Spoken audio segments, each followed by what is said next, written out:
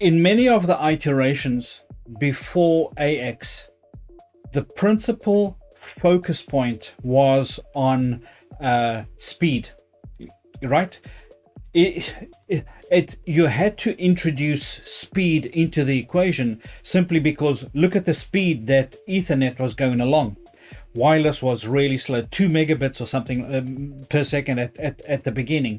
So the focus for a lot of these generations of Wi-Fi standards that were released were about speed, getting the data rates up that you could transmit a lot more data. 802.11ax started to change that, and I'm going to hand over to Dave on this one. But if you remember last week, the week before last, I went out to the highway here in Cambridge, and I kind of filmed the highway, and you saw the highway, 3 lanes on each side, with very little traffic happening over there. And then you saw, I showed you a second clip that had a lot more traffic. Now, if you think about time, if you look at that clip, if you look back at the clip and you measure 1 second, how many cars came past in 1 second? In the first clip, it might have been 1, maybe. And in the second clip, it might have been, say, 4 or 5 or 6. So we started to look at this and say, instead of just getting the cars to flow faster, what if we could use that highway more efficiently, reduce the gaps between the cars, etc., get them all to travel at the same rate? Do you understand? We went with this preoccupation with speed, and we went to look at it from an efficiency point of view. David, that's what happened, right, with 802.11ax? Yeah, sure. So Wi-Fi 6 802.11ax is the first standard enhancement of Wi-Fi technology that is not necessarily focused on higher data rates. It's more of a focus on improving the efficiency and to deal with these Wi-Fi traffic jams. And it's mostly about a better use of the existing RF medium and to make things, to unplug the traffic jams. And so there's been, like you said, there's been too much of an emphasis on data rates and speeds.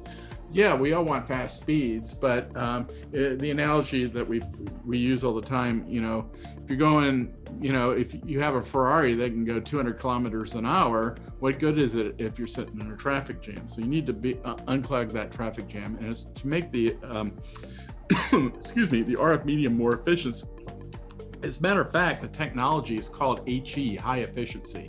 That is actually the technical term for 802.11ax. Now, to your question, very quickly, it defines like 35 different enhancements. And I think in the course of your presentation here, you're going to cover some of them. Probably the biggest are on a focus on for the first time, true multi-user communications. Using a technology called OFDMA, orthogonal frequency division multiple access, and we'll get into that more, but basically what it is taking the existing frequency access operations and making it multi-user instead of single user. There's also some other things like increased spectral efficiency for things like BSS coloring that we can talk about.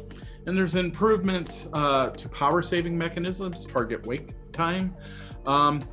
It's one of the differences between Wi-Fi 6 and 802.11ax over AC, for example, is that it operates on both frequency bands, both the 2.4 gigahertz and 5 gigahertz. And in the future, it will also operate as a pure 802.11ax environment in the 6 gigahertz band in the coming future. I said it's not about higher data rates.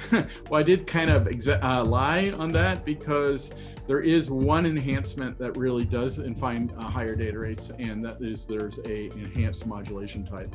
So QAM 1024, and I think you have slides on all these. But once again, the value proposition on all these, Isaac, is you're optimizing the existing RF medium. You're going to have a more efficient medium, and it's all about time. So instead of clients having to wait all the time and all taking turns, if you can introduce true multi-user operations, into the RF environment.